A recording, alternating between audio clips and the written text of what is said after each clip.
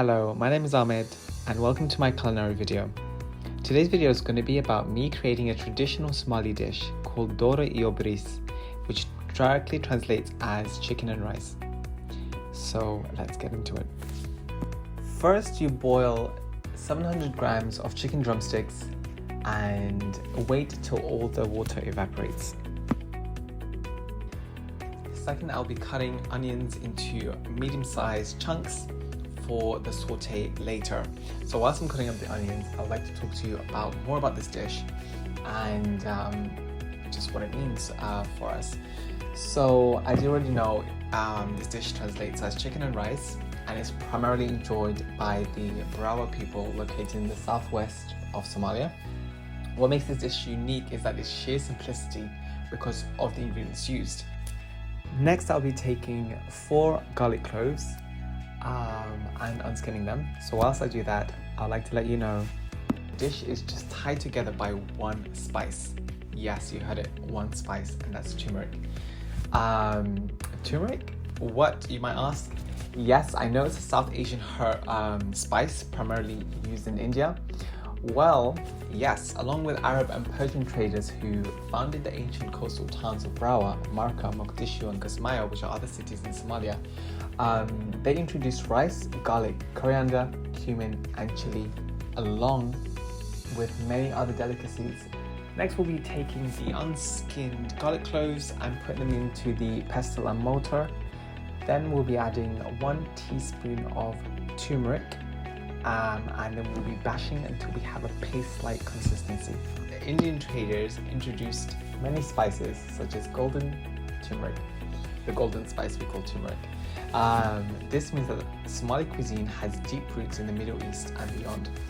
Dora and Bris is usually enjoyed by families in private setting. In a social setting, more spices and herbs such as cumin, coriander, cinnamon, nutmeg and basil will be used, adding complexity to the dish. You might be wondering, basil. Yes, basil is an Italian herb and comes from Italian colonial history. Next, when all the water has evaporated from the chicken, we take some sunflower oil, about 1 tablespoon of sunflower oil, and we add the previously cut up diced onions and let that saute for just a minute.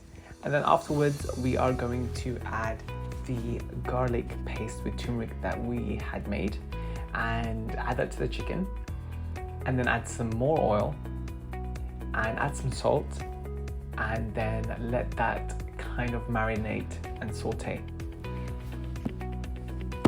While that's sauteing, let me tell you more about the global context. In a global world, primarily in the context of the Somali civil war, which led to many Somali diaspora fleeing many countries around the world to seek refuge, Somali ingredients used in Somali cuisine drastically changes, incorporating local people's cuisine with British Somali diaspora, for example, cooking with olive oil rather than traditional subag, which also can be translated to clarified butter or ghee.